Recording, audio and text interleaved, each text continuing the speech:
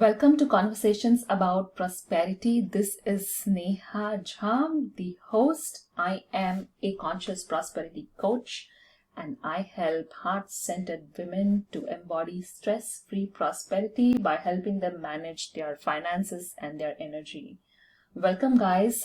Thank you so much for being here. Today, on this episode, we have a beautiful human being, a friend, and a mentor, um, the founder of Mother's Quest, Julie Neale, with us. Julie is on a mission to live a truly epic life and, through her example, inspire her children to do the same.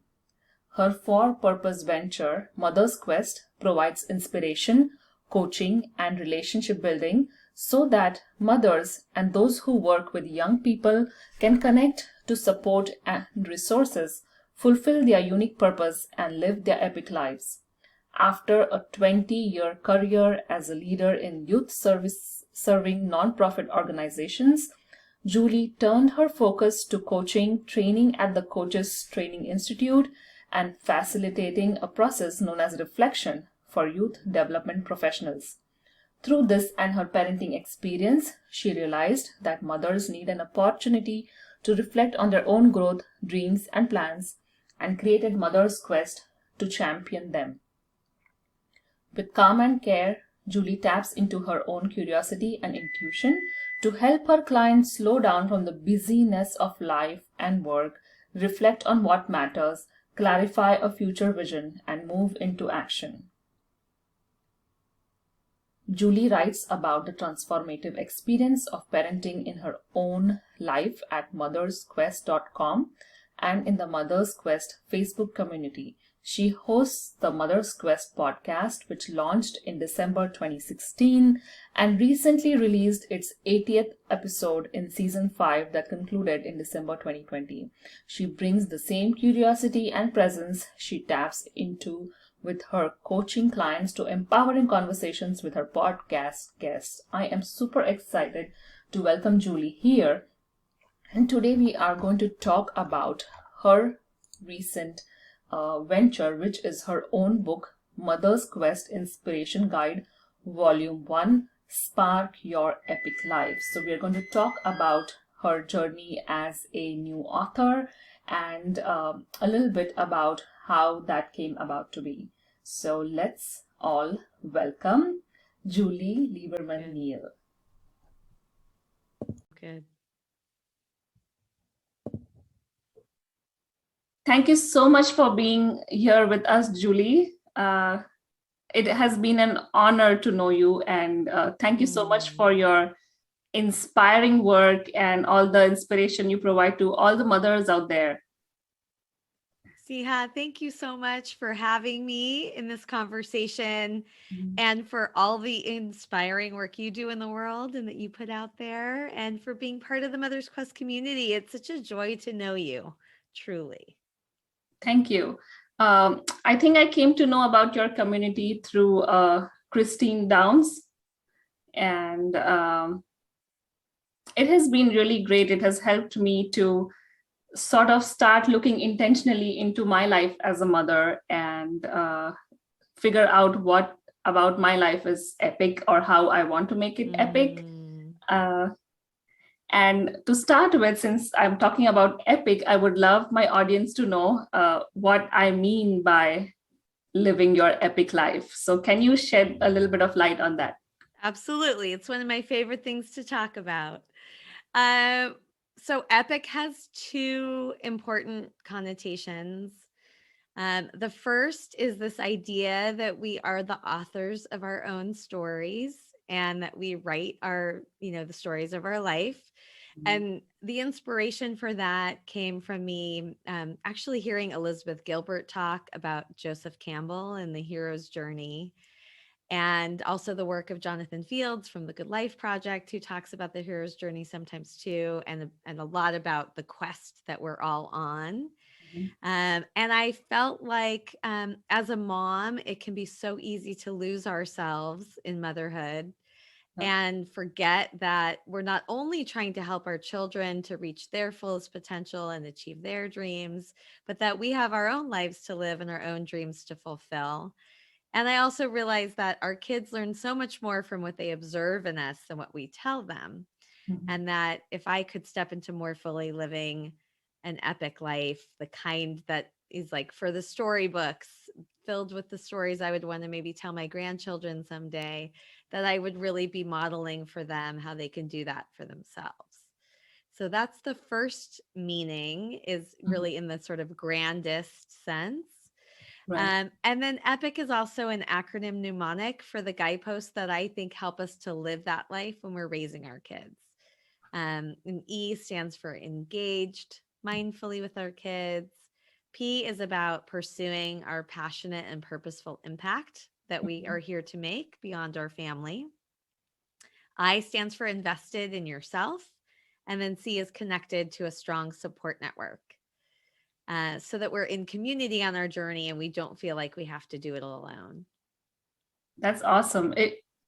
I think the whole acronym is epic. Like it's really great, and it is wonderfully woven together. Does that come Thank you. naturally to you, or has it taken years of practice to weave words together? Ooh, I love that question. So it's interesting. I tell the story about how I came up with the EPIC framework in my introductory episode on the podcast. Mhm. And then also I just self-published my first book. Oh, you have it I in your don't want to hands. lose it. That's so Uh, exciting. I can see it. yeah. Um, and I tell the story in the book too. So if anybody wants to kind of go even deeper, they can we can link to those sources for them. But Mhm. I really feel like this idea was brewing for me probably from even before I became a mom, because with both children, I had years of infertility. And so I had that feeling of like motherhood being this thing I was striving for and that was becoming all consuming in many ways. Mhm. Um, and when I finally decided yes to this vision I had for creating a community and a podcast and coaching programs for moms, I Mhm. had to then try to articulate, well, what am I inviting people to? And I actually participated in something called Manifesto Code with Jonathan Fields during the time that he was writing his book. And the whole purpose of it was to help us write our own manifestos. And in that process, I had to keep like excavating my thinking of like, what am I really going for here? And so I do tell the story in my intro episode of the podcast where I was in a back and forth with one of the members of their team who was like, I think you're saying you want moms to live a more balanced life. And then I remember like kind of pounding on the keyboard, like kind of frustrated. No, that's not what I'm saying. It's not just about a more balanced life. It really is about living like your most epic life, the kind that you would really want to live in the, the stories you want to tell your grandkids. Right. And so that night when the word epic came to me, it was really late because I'm a night owl. I was probably up past midnight. And I remember sitting at my kitchen table with a napkin and a pen and Mhm. thinking, okay, but epic, that doesn't capture everything I've been on a quest for and that this is really about. Let me see if an acronym could work. And I literally wrote E.P.I.C on the napkin and it came right out. But that was also after months of being in this process and a decade of motherhood. Mhm. So what I would say is that I feel like I've always loved words, and I feel like in different ways I've always been a communicator, and I've had my own journey with that as well, where I used to feel like, oh, I can only write well, but I can't speak well, and I was afraid to talk in settings, and I kind of got over that. But I think that sometimes the words don't come to you in the moment. Mhm. So in this particular case, those words seemingly like flowed immediately for me, but the truth was they were being constructed in my reflections for Mhm. years. I would say it was kind of a synchronicity for you. Would you Mhm. say that? Uh, Yes, synchronicity is one of my favorite words. Speaking of word weaving, yeah. yeah, I It think is like one of mine too. If you have read my book, I have my third step is about following synchronicity. So I was like, oh, we have this big thing in common, so we should talk about it. So Yeah. how did you start following synchronicities? Like, was it something that you were taught to do as a child, or did like things start happening and then you read more about it, or how did it come into your life? It's so interesting. I mean, I think that the term synchronicity and really paying attention to it in my life is something that has happened more recently, like in my adult years, and certainly since I launched Mother's Quest. Um, and I have that very, so there's so many stories of synchronicity connected to Mother's Quest. So there's Right. the day that these two birds got trapped in my house happened to be the day that I looked at Facebook, and it reminded me that it had been a year since I did this Mother's Quest pilot workshop, and I was feeling the sense of disappointment and feeling trapped within myself. And then two seconds later, I heard a crashing noise, and these birds were trapped in my house. Right. Um, so there's there's a story of synchronicity I share in my book about how I made a declaration after the Charlottesville rally that I was going to step into doing anti-racism work. And I happened to be in Santa Barbara celebrating my anniversary with my husband at that time. And instead of going out with him to do what we were doing, I stayed in and typed out this post. That happened to be the anniversary of the death of a dear friend of mine. And I wrote the Mother's Quest mantra in honor of her. Um, and it turned out less than a year later, I was back at that exact same location in Santa Barbara, invited to speak on a panel about the anti racism work I had been doing. And it wasn't until after the conference and I was driving home that I realized, oh my God, I was in the same location when I declared I was going to do this work. And now here I am having this full circle moment of seeing how when I stepped into that work, I might have something of value to offer other people. So Wow. those things happen to me now all the time. And I feel like there's something about paying attention, because I think any of these synchronicities could just kind of pass me by if I wasn't slowing down and noticing and then stopping Right. to make the meaning of it. And I think some of that comes from my dad. My episode with him on the podcast is one that I highlight in the book. And he also always believed that we pursue our fate. He has the story of where he saw an ad for a job in Los Angeles. He lived in New York, and he walked into the elevator door to go home and thought, oh, maybe I should go type out the resume and send this in. I've always wanted to live in Los Angeles. And in that moment in the elevator, if he hadn't thought to get back out, our lives would be completely different. Um, and it was because he like noted, he paid attention to like an intuition inside. So I think synchronicity is partially listening to your inner voice and Yeah. connecting inside, and it's partially paying attention to everything that's outside of you and being willing to stop and slow down and make meaning of it. Yep. Underline being willing, right? Yes. Yeah, in fact, the day with the birds, sometimes I think maybe the universe has to like tell you twice, because I figured out I needed to open the door and the bird would fly out. And the first bird flew out, and I thought for a moment, like, oh, this seems like a metaphor for me. And I think I really would have gone through my rest of my day. I don't think we'd be talking here today. None of the things with Mother's Quest would have unfolded if not there was a second bird that was trapped. And when that second bird left, at that point, I was like, okay, all right, I get it. There's something here. And I did what I do a lot of times. I sat down and started writing again, which for me is a way of sorting through my thinking and my feeling and making a commitment to myself. At what point, since you brought up writing, at what point did you decide to make this epic into a epic program or system of the way how you present your information or what you want to teach with other people into a book? So I think that being an author and having a book is one of those things that was just like a childhood dream. I probably always if I could kind of like tap deep within, that was something I would aspire to, but probably thought, what would I ever have what would I ever have to say?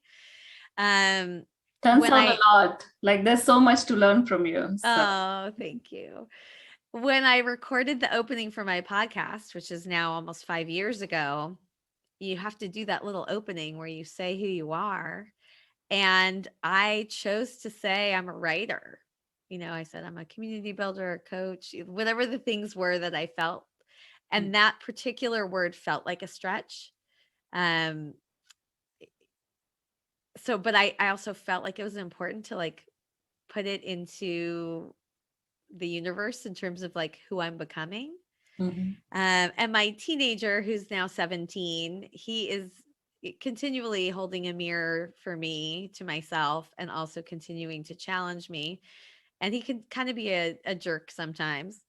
So for a while, he would make fun of me um, because he'd be like, Mom, if you're a writer, you need to do more than write Facebook posts.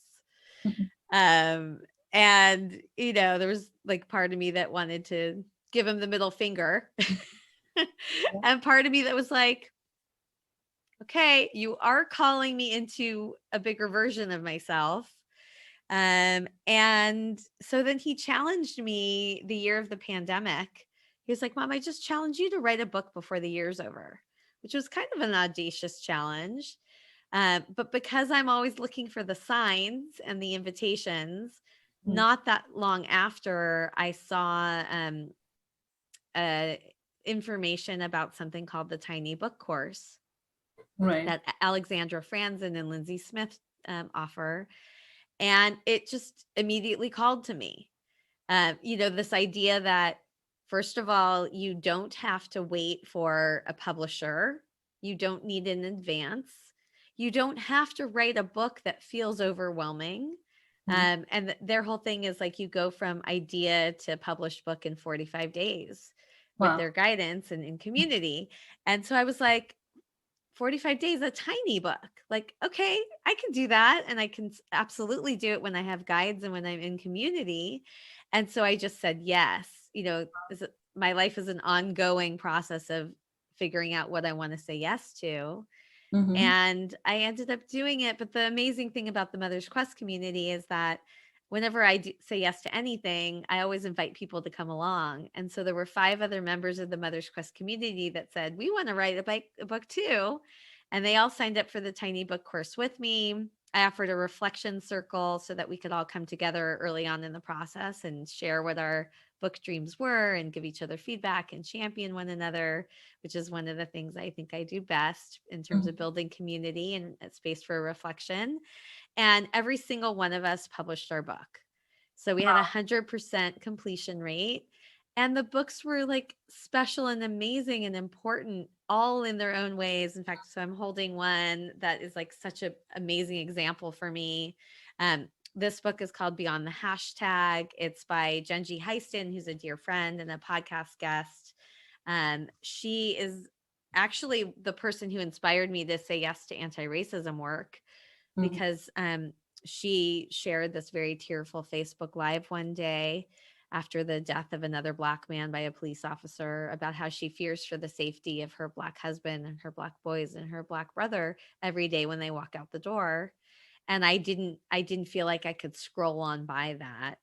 And I called her, and then ultimately that conversation we had together started a lot of other things unfolding. After George Floyd was killed, her niece came into her one day and said, why don't people love Black men? How do they not see what we see? And Genji decided that this was the book she should write. So it's filled with love letters that she's written to the Black men in her life, that they are full human beings, beyond a hashtag, deserving of love. And I think that's the kind of book that can change the world, even in tiny ways at first. I personally think that everybody should get this book and it should be, widely known, and it probably will get to that point, but it's not yet. But I guarantee you, every person that's picked up the book has been moved, and their heart has been shifted in some way from what she wrote. And if I hadn't said yes, then maybe she wouldn't have created that work. And truthfully, if my son hadn't challenged me, I wouldn't have said yes. Which gets me to the theme of the first volume, which is about engaging mindfully with our kids. Just my belief that we are in this reciprocal relationship with our kids. That yes, we have things to teach them and to inspire them, but they also have things to teach us and to inspire us by. That is so true. I have two boys. One is almost 10 and one is 7. And I feel that they are mirrors sometimes, where they can show you your dark sides and help you to become a better person every single day. And that's a huge teaching moment. Like, we always growing up thought that we are learning from parents, but as we become parents, we start learning from our children, and that's a whole different way to Absolutely. yeah. Yes, I love that. Is there, does anything come to mind as a recent example of where one of your children taught you something or challenged you in some way? But they have been challenging every single day, but I have to think about it, and for a perfect example, I don't have one right now, but I'll come back to it and post it. Okay. Yeah. Maybe before we're done, even something will come to you. Yeah, Or maybe that's what you need to start looking out for. We maybe. can kind of plant those seeds of what are the things we want to pay attention to. Yeah. So tell us a little bit about engaging mindfully with children. Why did you think this is one of the major things that we should do as parents, or why is it your first step towards whatever that we do? Yeah, it's a great question. I mean, I think some of this comes from my youth development background. So before I was a mom, I worked for 15 years in youth development community building. And I was at the intersection basically of helping young people grow, but helping them also contribute to their community and believing that they have so much to give, not just when they become adults, that they are actually like powerful human beings as they're developing. Yeah. So I think I just, in my life's work had this awareness and commitment about the power of young people. And the organization where I worked was also very committed to this idea that if the adults wanted to be growing certain things in young people, we had to be doing that work ourselves.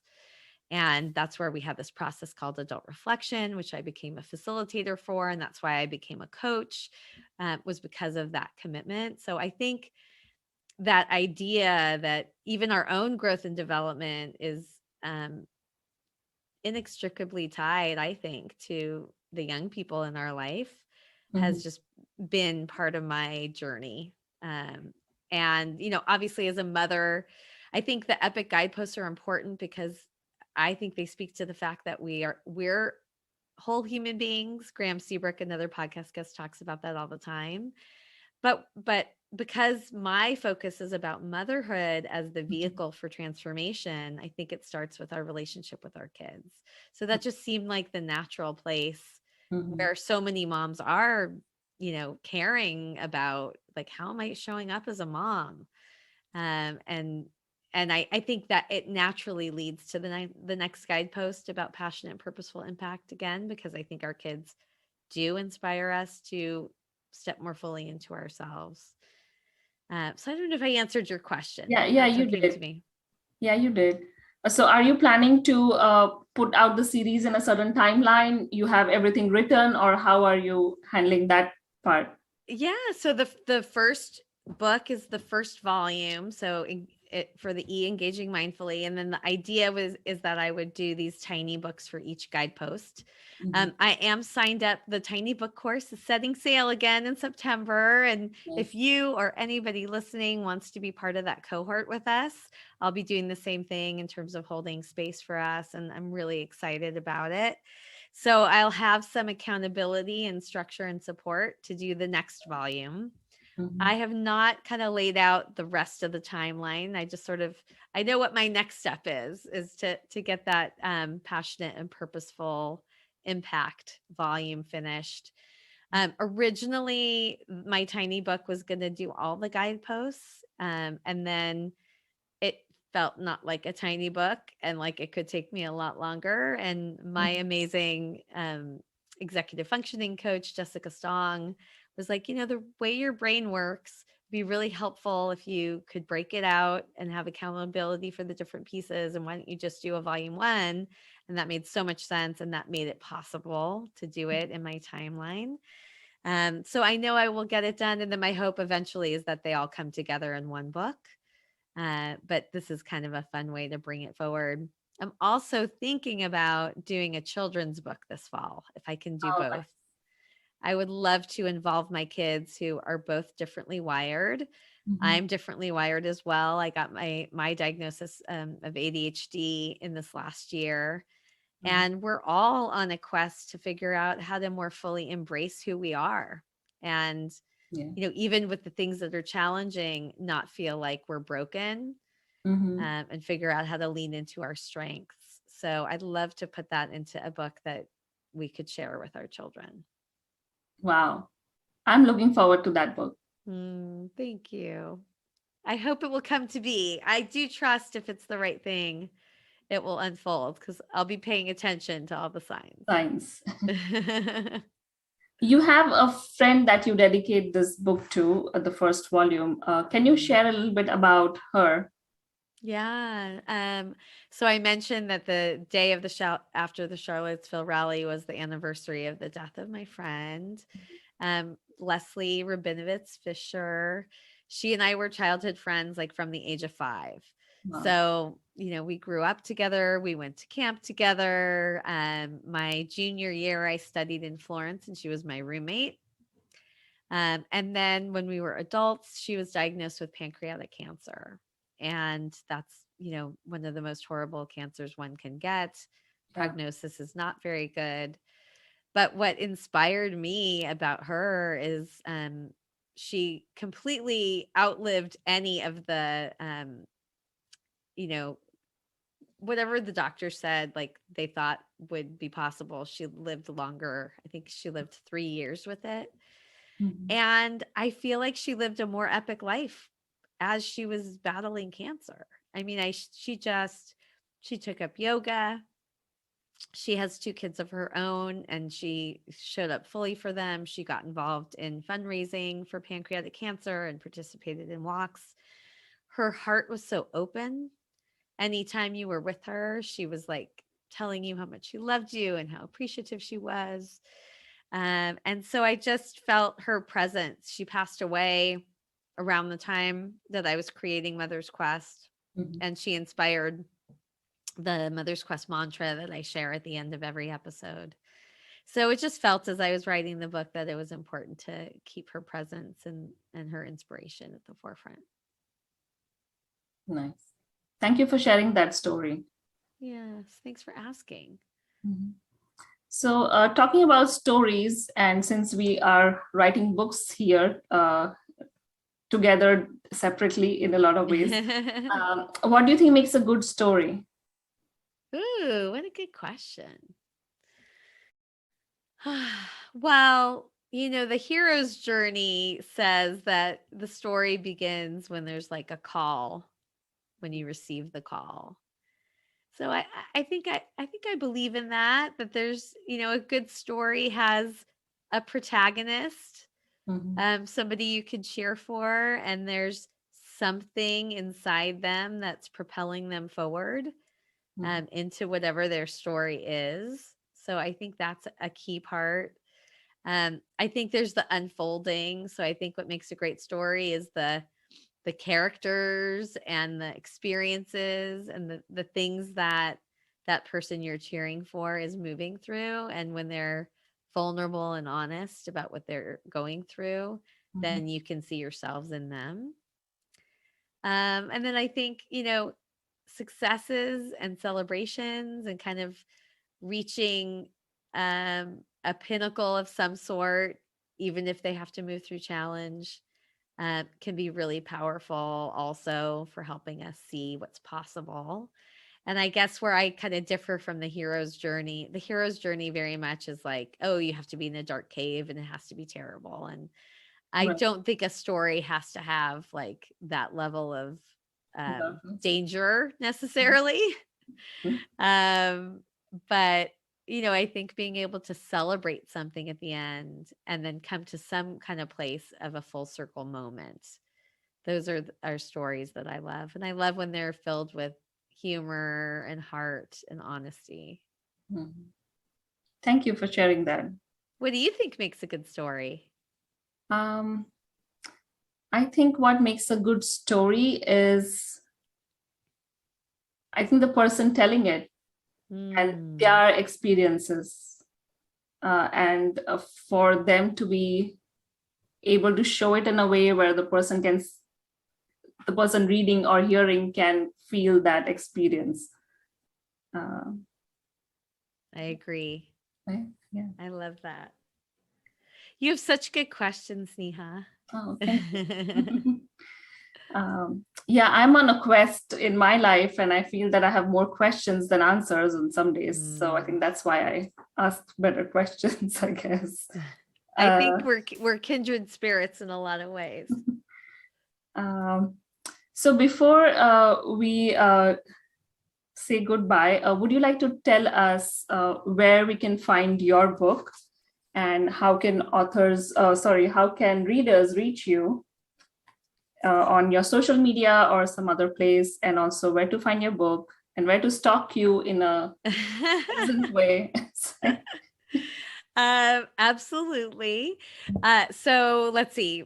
Very easy is go to mothersquest.com and you'll find the website. You'll find all the episodes and extensive show notes for all the episodes. My virtual assistant and I just put a page on the website for the book. And actually, my son Ryan, there's a video of him opening up the box when we first received the book, and his reflections of like, what is this like for you, Ryan, to see that I did it, this thing that you challenged me to. So that's really cool. You could go see that there if you go to mothersquest.com/inspiration guide or the book tab on the website. I would love for any moms that feel like if you feel like you're on a quest of your own and want to be in community, come on over to the Mother's Quest Facebook group. It's a free community. It's filled with the most amazing, inspiring mothers. And we have a regular connection thread where you can share what you're offering or what you're looking for. So we welcome you there. On Instagram, I'm at Mother's Quest Pod. I also have a business page on Facebook, Mother's Quest. And you can always email me, Julie at Mother's Quest. So I'm a connector and a community builder. And if you want to work with me as a coach, I would love to have you and move you through my Spark Your Epic Life series. But if you just have a need or something that you're looking for, reach out because I would love to figure out who can help you. Awesome. Thank you so much again for inspiring us today, Julie. Do you have any last words for us or your mantra for us today? Thank you for inviting me to do that. It's really interesting. Okay, one thing I forgot is I want to let anybody know that if you're feeling called to write your book, the epiphany I had when we were all sharing about our books is that this was another example of me opening a door for myself. That I wasn't waiting for permission from somebody else. I was the one that said yes, ultimately.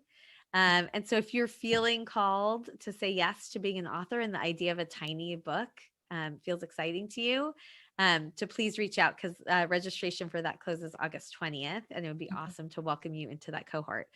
So that's number one, last thought that was on my mind. Two, my teenager started his last day of the last year of his public education here. He's a senior. And last night, as we were kind of being reflective before he went to bed, we were thinking about a bit of a mantra that came to him. And over the summer, he came to these words, be yourself, find your people.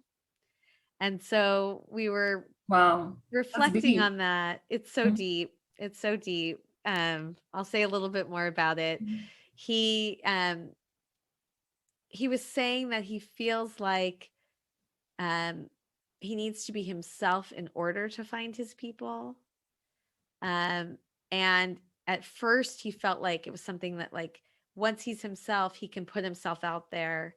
And last night, as we were reflecting on this, he was like, I think it's actually more about me being grounded. If I'm myself, people will come to me. Like, they'll also find me. And Wow. so after he said his words, he was like, what were your words again, Mom? Mhm. So it's just really fresh because we were talking about it last night. And they said it's seize the day, love your people, honor your gifts. Mm. So Wow.